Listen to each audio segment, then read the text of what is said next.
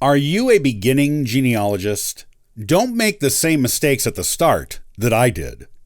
In today's episode of the Ancestral Findings podcast, I'll give you advice to help you make your research solid from the start.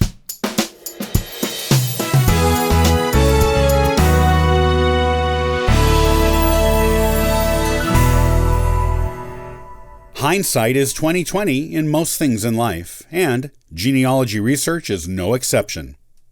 I've been doing genealogy research for 20 years and have reached the level of knowledge where I now consider myself a good genealogist. Though, make no mistake, even good genealogists still have things to learn, and we discover new things in genealogy all the time. I'm proud of the research I've done and continue to do for myself and others. Yet, there are so many things from my early work I could have done differently if I'd known better then. Things which would make my genealogy research even more rich, detailed, and rewarding today. My family tree would be more solid and more like the historical narrative I now aim for it to be.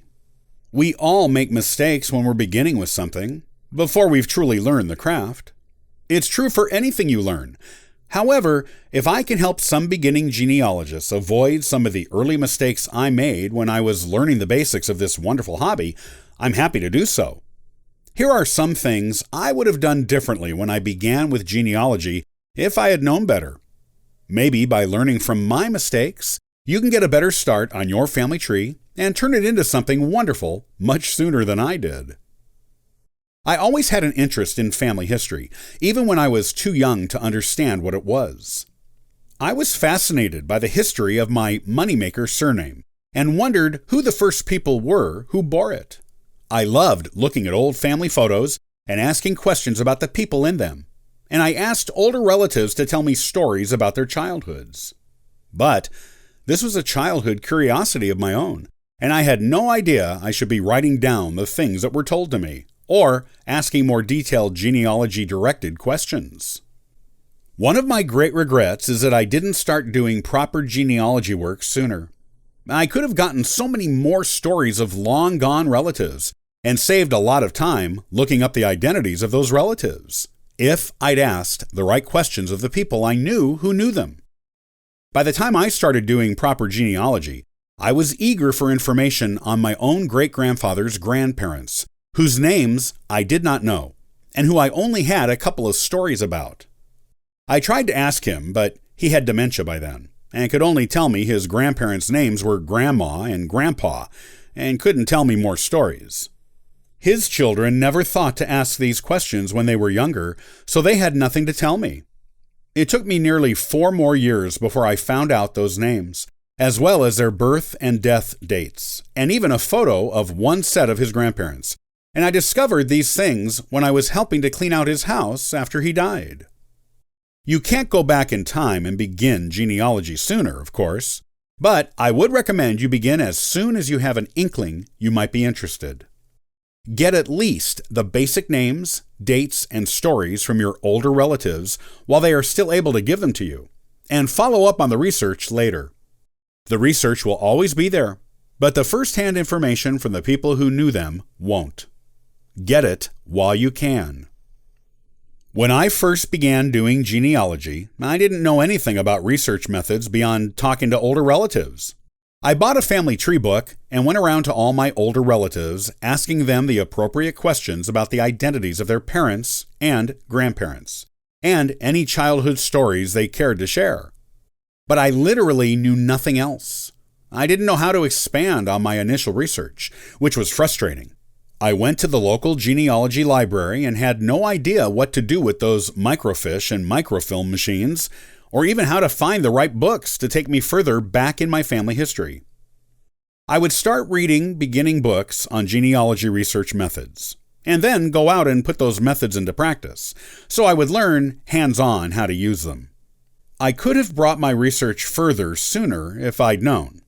It wasn't until several years later, when I made friends with a fellow genealogist with a lot more experience than me, that I learned about the most basic things, like ordering vital records and doing census research. Citing sources.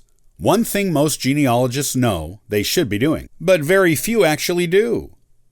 When you're just starting out and only have a little bit of information, you just naturally assume you will remember where you obtained it or who told you. That kind of thing gets a lot harder to keep track of the more information you gather, as you become more adept at your craft. You may look back at an early piece of research years later and have no idea where you got it, or if it's even correct.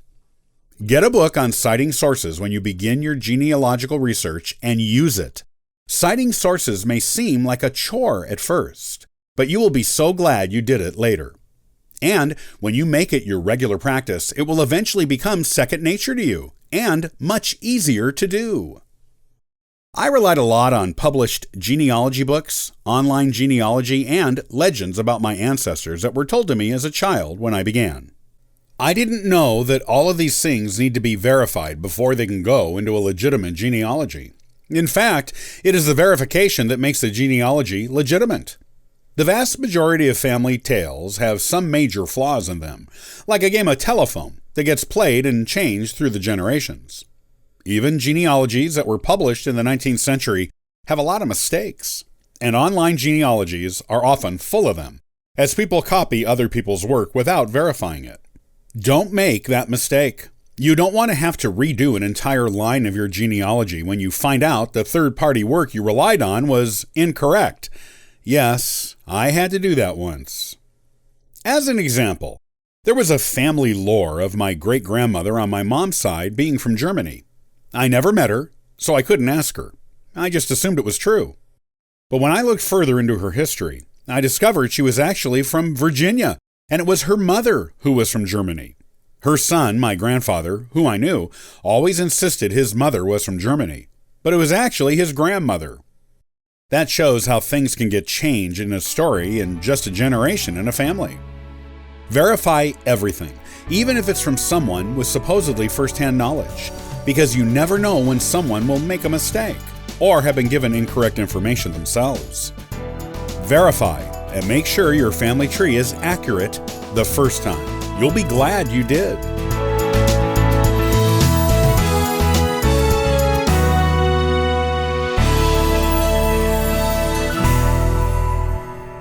Are you using other people's online research on your family tree? In the next episode of the Ancestral Findings podcast, I'll talk about some things you need to consider before putting that info on your family tree. To learn more about genealogy and sign up for our weekly giveaway, visit ancestralfindings.com. Copyright by Ancestral Findings, all rights reserved.